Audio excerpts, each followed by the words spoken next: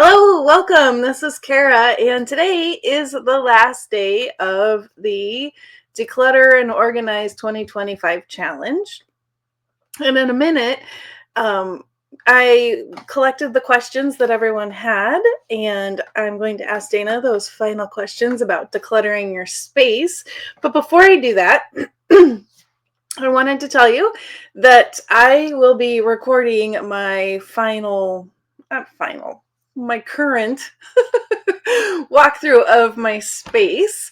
So I will have that up next week if you are interested in seeing kind of the before and after. Very exciting. And I made a couple things to keep myself accountable. I wanted to do kind of a monthly reset. I figure I put in all this work. I kind of want to kind of keep myself accountable throughout the year so that maybe it doesn't get so bad for next year.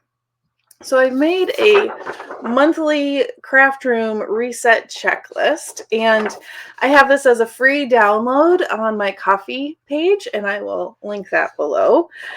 And I'm going to do once a month a video. Again, I feel like this is going to help me stay accountable if I have to put it out there into the world.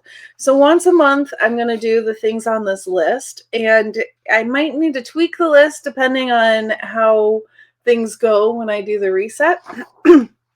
But hopefully you can watch the video or reset your own craft space while playing the video, that kind of thing. But yeah, I really wanted to kind of do something to keep myself accountable, and if anyone else wants to join me, that would be great. And the other thing I've made is this one, and I'm going to do this each month. This coordinates. Look how I can just reach over to my other workspace. This coordinates with the collaboration planner that Denise Paper Crafty and I did. So I have the February monthlies reset, and it coordinates with the planner, and it also coordinates with the junk journal kit that coordinates with the monthly planner. So each month, this will be in my coffee page, and it will be, February, March, and it will change depending on the look and style of the planner. I hope that makes sense. And so this will be a free download, because what I plan on doing is putting this inside my planner and using my planner, and then using the checklist, and again, for accountability. I figure if I look at it, I have it in my planner, it will help me stay accountable. Now, you'll see in the question and answer, Dana does a little bit differently with her 5-minute reset and things, and I totally agree with that. I also know me, and I know if I don't put something there that reminds me, hey, you need to do this, I probably won't. So that's for me, and I thought I would share, and if you're interested. Okay, so enough about that. The walkthrough is coming, and this video, back to regularly scheduled programming, is coming very soon. It's my first crafty back to usual video, and I would love if you came for mainly the collaboration and decluttering and organizing. I would love if you hung out and see if the crafty stuff is something you're interested as well. All right, I just want to thank you everyone for your participation, and the pictures, and the progress photos, and the Facebook group, and all the comments, and all of the good stuff that came from doing this collaboration. And here's the Q&A.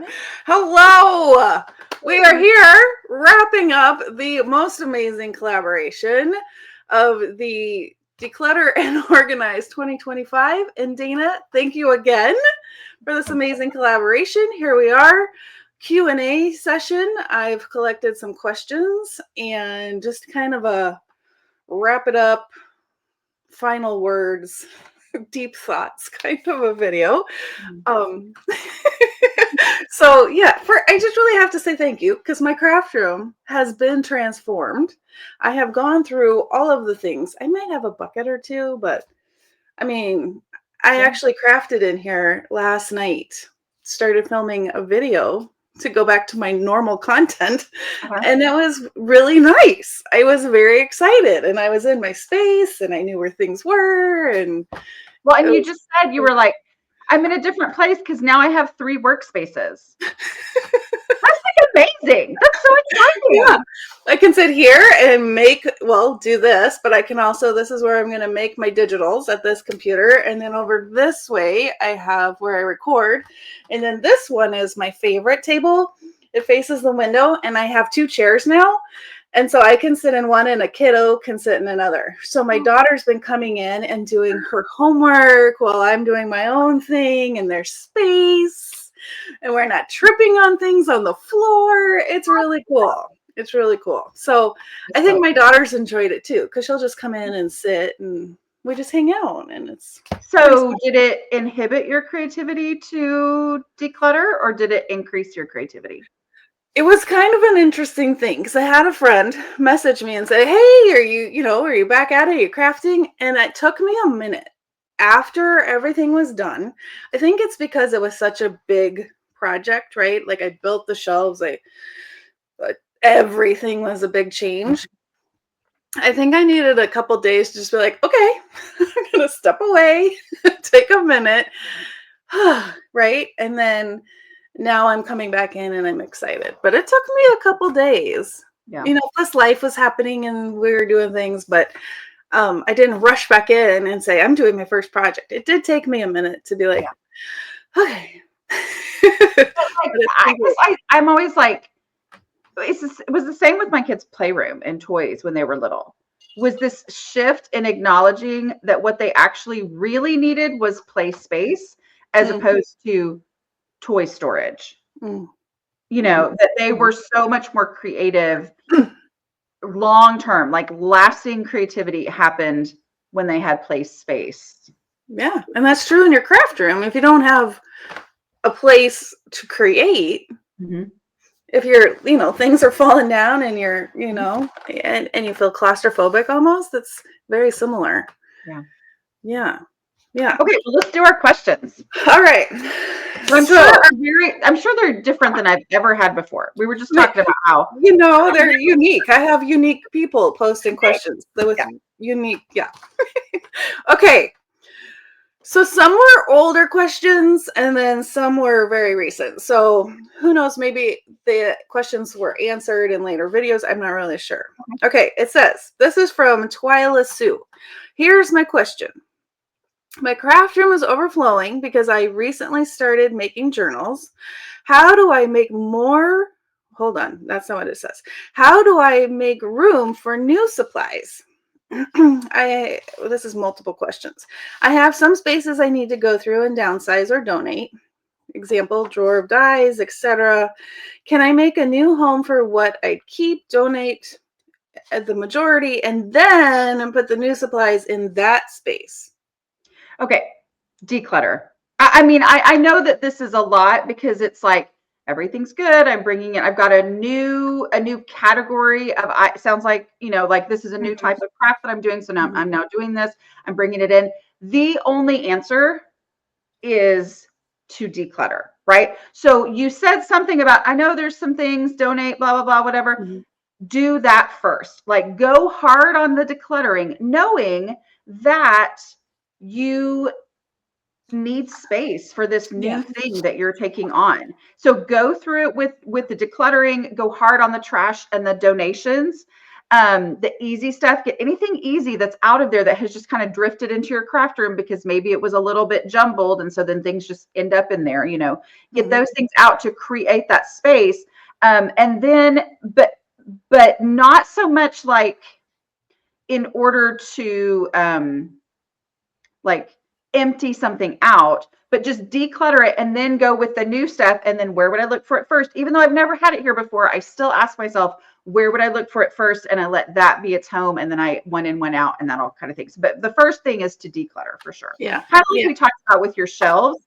you know, in your closet, like declutter before you do anything. Go through that process, because otherwise you're planning and you're thinking and you're figuring out according to trash that won't be part of it. Yeah. Yeah.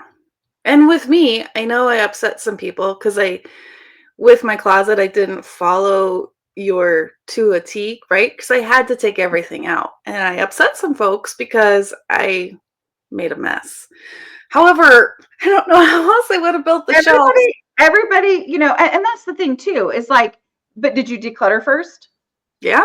Yeah. Yeah. So, I mean, like, there's no perfect, life doesn't go perfectly, right? Like, it's not about you have to do but the way to prevent the bigger mess is to do this process, you know, and there's probably a way we could do it, but at the same time, you got it done. So I'm And it never feels gonna, good. It feels good. I know where things are. yeah, I think it's awesome. I think that's the end. That's what we're going for. Okay. I don't know where it is on my thing, but there was one of the questions that. Okay. Yeah. So I'm going to jump around because this kind of leads off of what we were just talking about. What if this is from Kimberly? She's an amazing crafter, by the way. What if when you pick something up, you don't know where to put it? It doesn't have a home already. Do you think of where you would like to find that item, then create a space for it? So it's something kind of like the other question. This is a new thing. I'm doing a new craft or a new item, and I don't have a home for it. Right. What do I do? Well, so remember that the where would I look for it first is specifically for things that don't have a home. Okay. Yeah. So it is, if you did know where it went, it left during step 2, which is the easy stuff, the stuff you already know what to do with it. So you are along the right lines, right? Like, I mean, so whatever works for you, but I will say that specifically making sure that you're asking, where would I look for it first, is the way to identify the instinct, which is the way to put it in the place where you're actually going to find it. Okay. Because if you're not asking that question, it's way too easy to get into where should it go? Where would be a good home? And that's how you end up with these elaborate systems that are super logical, but then they don't actually function for you. Right. So really make sure that you're asking, where would I look for it first? And then, yes, you are correct in that when you ask where I would look, yeah, if I needed this item, where would I look for it first? You take it there now. And if there is no room for it, then you do ask the question, like we did in yours. You ask the question, what am I willing to get rid of in order to make the space for this? And then, even though it feels like that's going to be a hard question, it generally like opens your eyes to things that you're like, oh, I don't even want that. Oh, that's trash. Oh, that's something that I didn't even remember I still had it, you know? So yes, that's what you're doing. You're getting rid of something to create the space for it. Yeah. Okay. Good. All right. So let's see. All right. This is from Keener57. I wonder if other crafters have the same issue where we gather items for a specific project, but the collection of pending projects grows, and there is not a home for them, which creates clutter. Does this mean we should put the items in their proper home until we are ready to start that particular project? Yes. Now, like we talked about with your projects, okay, like unfinished projects, like that is a thing. So if you want to gather all the stuff for that, then there has to be a space where I would look first for the things I have gathered for a project. Okay, so what I'm saying, so it's like there might be, where do I look first for my washi tape? Okay, is that how you say it, washi tape? Yep. Yeah, but where would I look first for my washi tape? That's one thing. But then you also like get real specific in what you're asking in the question. Like say, where would I look first for the supplies for the special journal cover that I'm going to make for my daughter's kindergarten graduation, right? Like you get real specific in that. And so that is possibly a different place where you've gathered those things together. But the place for that is a container. It's a limit, which is the thing that keeps you from having, oh, I've gathered up all the stuff for this project. Oh, now I'm going to do this, gather up all the stuff for this project and gather up all the stuff for this project. And then it's all in all these things and it becomes this big jumbled mess where it's out of control. So it's like, where is the place where I would look first if it wasn't spread out all over my space because this is my workspace? Right. Okay, so I go to that cabinet or that drawer or that bin where I would look for that stuff. And then that is the actual limit. So like, let's say you had a bin, like I would look for this stuff in a bin. Okay. And I would look for my in progress projects on this shelf in a bin. Well, if that shelf can hold 3 bins, then that's the number of projects that you can have in that state. I And think, yeah, and it's not like you can't have more than that. What happens in your brain is you go, okay, this is how many projects I can have in this. I've collected the things, but I haven't done the thing state. And so when I do that for a new one that's really important to me, and I'm like, well, where would I look first for my in process project? And I go to put it on there and I'm like, oh, it's already full. Then my brain goes, oh, I collected a bunch of stuff for such and such project that I never ended up doing. And that can come out, right? Like it's rarely this really hard decision. It just feels, oh, okay, because you let there be a limit. And there's, again, that thing of like, if I stay within these limits, that's how I can keep the space under control. If I don't stay within these limits, there's no hope of it staying under control. Yeah. That's a thing that I found. I've made space. I had space for my work in progress. There's the word. But I think it is really important to then revisit that work in progress bucket or buckets, like you were saying, and saying, yeah, I'm not going to do this, and put that stuff away, just like you're saying, because it gets flowing. And then you get overwhelmed by that too. Like that can be stifling as well. Which, like, for me, I used to think, okay, I just need to, every Friday, I'm going to go through and I'm going to see if there's anything. That doesn't happen because 10 Fridays can come and go and it never crosses my mind, right? Like, that's just not my personality. Yeah. But the space being, oh, this new one that I'm new and excited about, and I go put it, oh, that's right. That container and that limited space and the embracing the reality of the space where I would look for it first is the thing that triggers that I need to have that moment of realization. Wait a minute. These are projects that are not going to happen. I could just go. Yeah.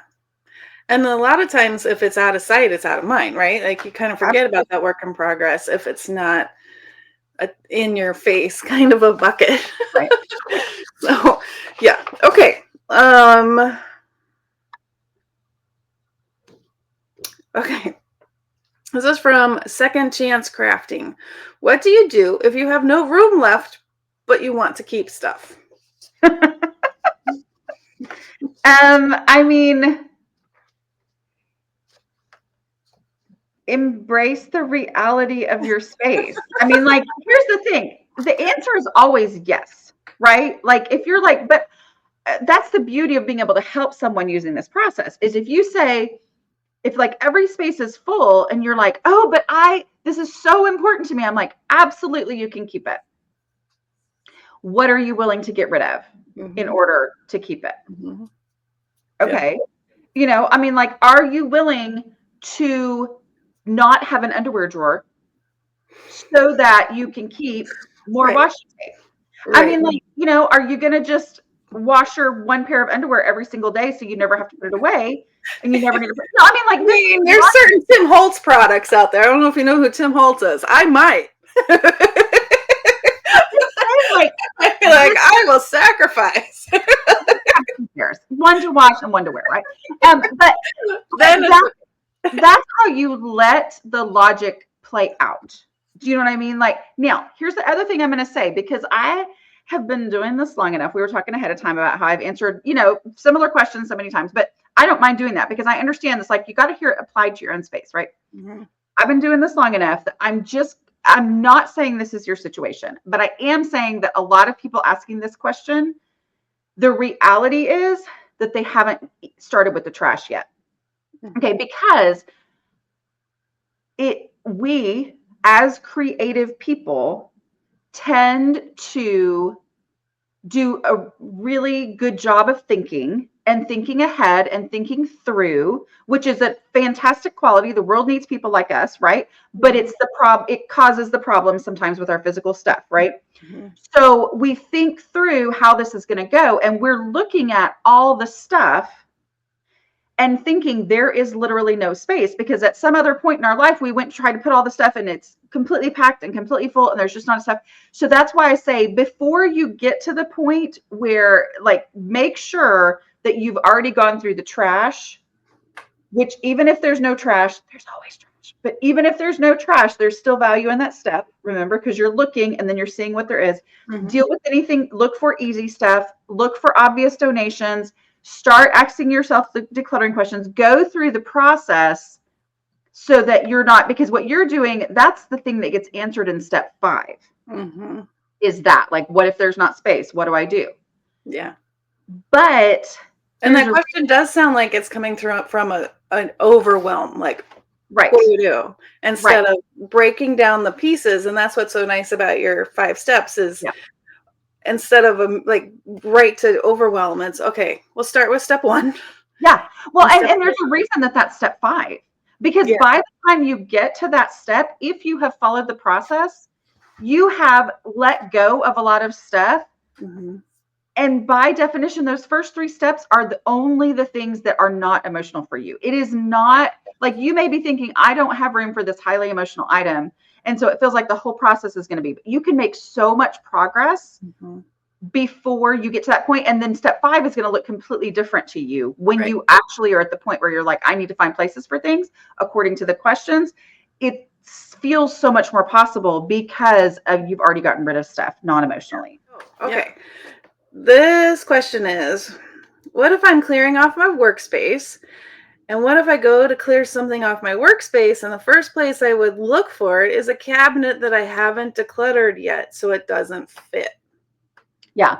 At that point, you're going to go space for space. So what that means is you go to put it in this cabinet that you haven't decluttered. So you just said it needs to be decluttered, right? The first step of decluttering is trash. The second step is easy stuff. The third step is obvious donations. Those trash and obvious donations, look for something, knowing that this space has to be decluttered. I would look for this item here first. I have to make the space for it. Doesn't mean that I have to go scissors for scissors, right? It just means this is a pair of scissors. There's no room for the scissors in there. What is trash or an obvious donation that I could go ahead and take out now, not getting distracted by that cabinet, just 1 or 2 items to make the room that I need for the scissors. That space is still going to need to be decluttered.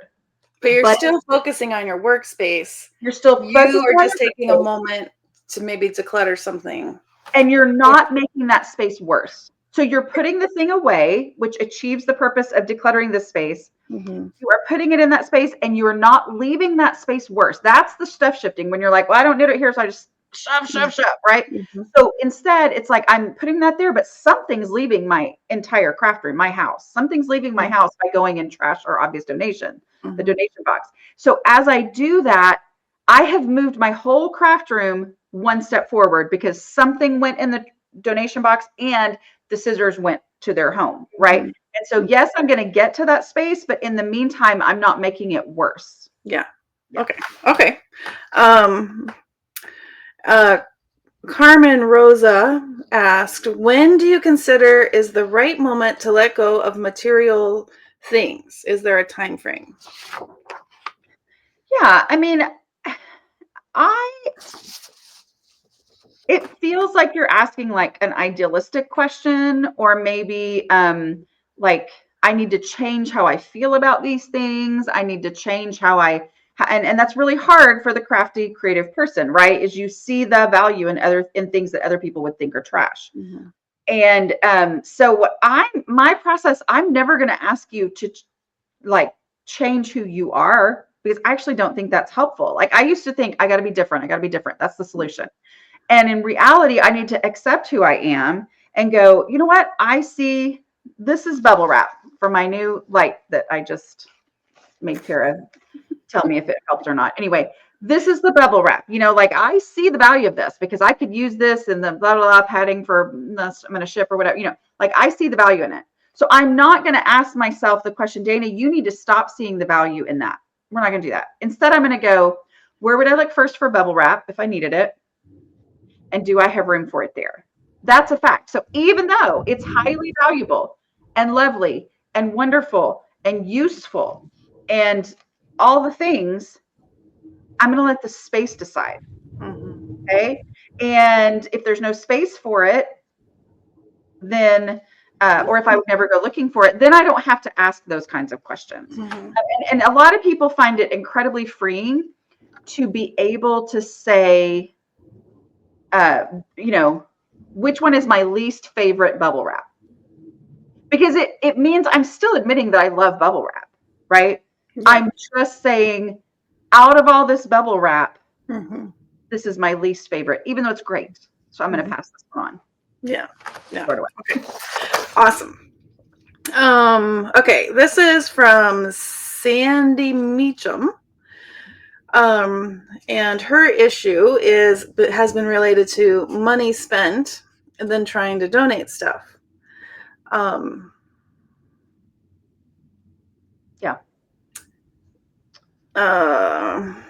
I mean, can I answer? Finds it difficult to get rid of things because you spent the money on it. This leads to a question I personally have too. But okay. So yeah. So you spent the money. I know you're feeling whatever feelings. I get it. Money, and you might not have be in a financial situation that you really can donate all of your craft supplies. I'm just going to tell you, frugality and clutter enable one another. I mean, or go together. And I say this as I've always said. I mean, I would say it proudly before I, sheepishly said I was born messy because I was trying to hide that part. I would proudly say, well, I was born frugal. Like I get it, right? Like, so I understand. And that's actually the reason why I had so much clutter is that I would bring things into my house when I got it for $1 because I might need it someday. And I would, if I didn't get it now, then I would have to pay real price for it. And it'd be $150 instead of the $1 I paid at a garage sale or whatever. Like, so I totally get that. Here's what I had to do. I had to acknowledge, first of all, it helps the container concept because we are not saying arbitrarily to get rid of anything. You can keep anything. You just can't keep everything and your house stay under control, right? And so if it fits, I can keep it. But if it doesn't, or if I would never go looking for this item, then I ask myself the question, if I'm really having a hard time, I'm like, okay, let's say that this item might be $25 to replace, which most of the time it's even cheaper than that, right? But let's even say 25, and something could be 250, whatever, but let's say $25. This thing that I'm like, I would never go looking for it. I don't have a place for it. There's no room in my, anyway, I say, if somebody asked me, Dana, would you pay $25 for your craft room to actually have the space for you to do crafting in it? I would be like, take my $25, right? Yeah. And so I had to decide, I'm like, between now and this hypothetical time when I might have to replace this item, which 99 times out of 100, I don't have to replace it. But even if I do have to replace this item, the money that I would spend on that, am I willing to pay that money for this space to be usable and functional for me to do the things that I want to do in this space between now and that time? And when I look at it that way, it helps me. I go, you know what, this space, being able to have a clear space to do crafts is worth $25 to me. Yeah. Yeah.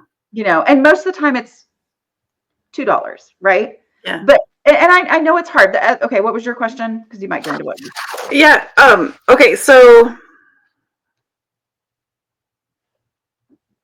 yeah, I was just reading more of that one. So, okay, so my my thing, and it was from my husband, and he since apologized because I think he realized that he came across kind of a not so nice.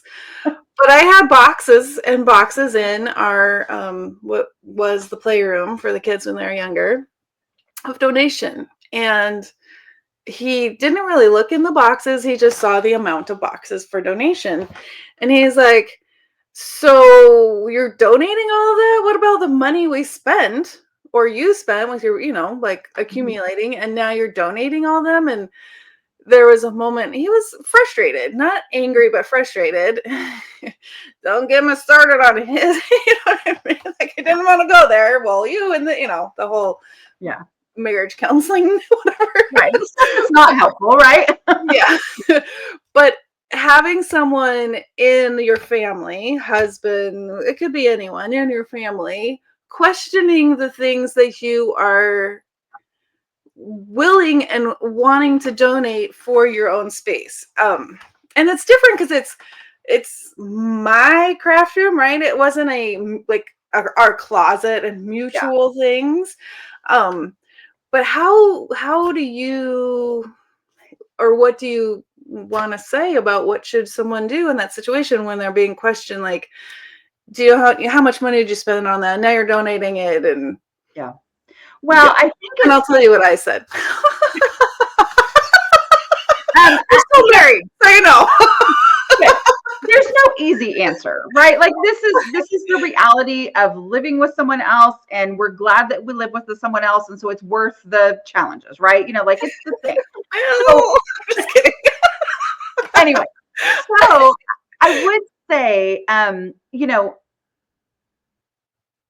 I am in no way saying to sneak anything. I am saying that's part of the value of going ahead and getting stuff out of the house. You know what I mean? Because that's one of the reasons I always say, like, use a black trash bag when you're doing trash, so you don't see what you just put inside of that and second guess, and so the other people in your house don't as well. But like getting things out. So, but at the same time, I'm not saying to sneak it. That's Yeah. not the answer. But I am saying, acknowledging that, you know one of the reasons I encourage people to start in a visible space, like if somebody is watching this and their whole house is a disaster and they have been watching the craft room stuff and they're thinking, okay, I'm going to start in the craft room because that's the inspiration that I have. And so many times when you're inspired to declutter, you're drawn to go tackle that really difficult thing, right? I actually recommend that you start in your most visible space, getting out the trash and stuff, because what happens is the people in your family start to experience how much easier it is to live in a space with less stuff. When you're getting rid of stuff that is non-emotional, that is obvious, that maybe they've wished you would get rid of forever, whatever, you're doing that kind of stuff, your own stuff, neutral stuff, in these visible spaces. And then the experience of, oh, it's so much easier, which then helps you place the value on the empty space, like I was talking about before, like the value of the space being empty and usable. Then will maybe help them see the value of decluttering versus the value of crafting. The reality could be he doesn't use this crafty space, you know what I mean? And he just sees the value of the stuff versus the value of the space. So my first thing would be, if somebody's in this situation, focus on working on the rest of the house. Maybe, the parts that are making it harder to live, the kitchen, the living room, all that kind of stuff, so they can experience that. And that changes your view of space and stuff. But also know, that the best way to stop buying things you don't need is to declutter. Because the more experience you have decluttering, the more you're like, okay, this thing is something I would have grabbed so fast before, but I literally just got rid of something exactly like it. And that was painful and hard, so it's like, it's the shifting. And so with that, one of the things that I will say in these situations where, somebody's like, I don't think they mean to be critical of you decluttering, but they do have these things like, wait, money, whatever, I'm always like, I've realized that I can't handle all this stuff. And like take it on yourself. Like, I've realized it's really important for me to have less stuff, which most likely he knows that you need to have less stuff, right? It's just you see the actual item. So just being like, I've just realized that this is what I have to do in order to keep it under control. And Yeah. it's, And that's pretty much what I did is I was like, this is what I need for me in yep, my space. Right. yeah, And then I kind of I just kind of left it there. yeah, Right. And then a day or so later, he realized how he was sounding and maybe looked around his crafty areas and he hit, the garage or his office and it was probably, and realized, oh, that wasn't so cool of me. So it did end up okay. yeah. But yeah, I figured I must not be the only one where there's people questioning like, Oh yeah. what are you doing? And Mhm. things change. People's interests change and your likes and I had things from 10 years ago. It's Yeah. not the same. Like I'm not expecting him to keep a 10-year-old t-shirt, like there's Yep. things change. So I don't know. I thought that was kind of paired with the other. Yeah. So now that our craft room, or even if we're still in process and working through it, Mhm. once your craft room gets to a maintainable, is that the word, space, what are your tips for keeping it that way or maintaining the space? Yeah. The 5-minute pickup is the goal. So the 5-minute pickup is a focused time of picking up and putting away because a lot of the creative people like me are not necessarily the ones who are going to always put something back immediately.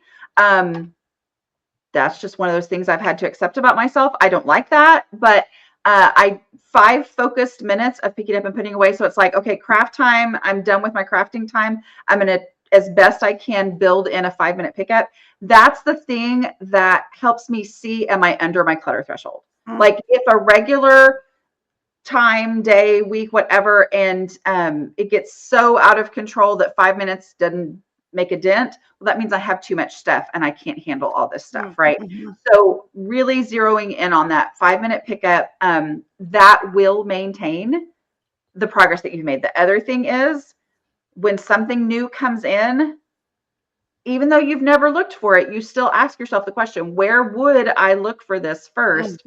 And then you give it a home in that space. So like when new things come in, because it's really fun to go to the craft store, right? Or go to the mm. places that have all the fun stuff and you bring home bags and you want to just dump them. But either then or later when you're noticing the bags on the floor, right? Like put those things in a place and acknowledge like the realities of that space. Is there room for it or not? And that is the thing that will maintain it. The one in, one outing of Mhm. new things coming in, something else needs to leave to create the space for it. That's how to really maintain the Mm. progress. Good. Okay. And then another huge question, as I've had throughout this series, are we doing this again? Yeah, And would you like to do it again next year? let's do it. Let's do it. I think Yay! I was telling you before we started recording that I mean, it's been really powerful. I mean, I've had some amazing emails from people just Mhm, saying, I didn't think it was possible. I did not think it was possible to declutter my mhm, craft room. And then I saw the video of, us working in yours and like, I get it now. I get it. Or they knew the decluttering process mhm. and it just made everything click. So Yeah. yeah. And I love my coaches too. So Yeah. I Yeah. give them It's some been kudos. awesome. It's been really great and lots of great feedback. And so, yay, I'm excited. Yeah. And don't forget that if you don't have to be a YouTuber to work with one of my coaches, right? Like Mhm. declutteringcoaches.com, that is my website. Everybody there is trained and certified by me in my method. And they can do with you what I did with Cara and what the other coaches did with the other Mhm. YouTubers. Yeah, find you a coach one of my coaches who can help you. Yeah. Yeah. That'd be awesome. All right. Thank you. Thank you. This has been amazing. So And good luck with your new book coming thank out in February. you. Yeah, Yay. that's what I'm doing right now. And Yeah. here's to decluttering. Yeah. It's been really, really fun. Thanks for coming up with this idea. I love it. Yeah. Yay. Awesome.